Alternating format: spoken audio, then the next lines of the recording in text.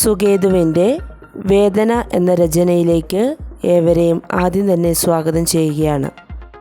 നമുക്ക് രചന കേൾക്കാം. നടവഴിയിൽ കണ്ട കുപ്പിച്ചില്ല് ഞാനെന്തേ എടുത്തു മാറ്റിയില്ല. ചെരുപ്പിട്ട കാലുകൊണ്ട് ഒന്ന് തട്ടി മാറ്റാനും തോന്നിയില്ല. തൊട്ടു പിന്നാലെ വന്ന ഏതോ ഒരു കുഞ്ഞിക്കാലടിയിൽ അത് കുത്തിക്കേറിയിട്ടുണ്ടാവില്ലേ. വാവിട്ട നിലവിളിയോടെ വഴിനീളെ ചോരയൊലിപ്പിച്ച് ഒറ്റക്കാലിൽ തത്തി. എൻ്റെ അമ്മേ.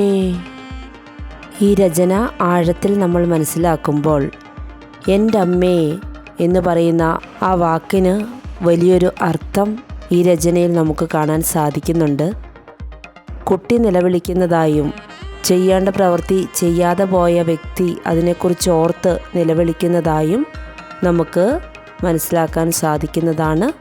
ഈ വീഡിയോ ഏവർക്കും ഉപകാരപ്രദമായി എന്ന് പ്രതീക്ഷിക്കുന്നു. വീഡിയോ ശ്രവിച്ച ഏവർക്കും നന്ദി.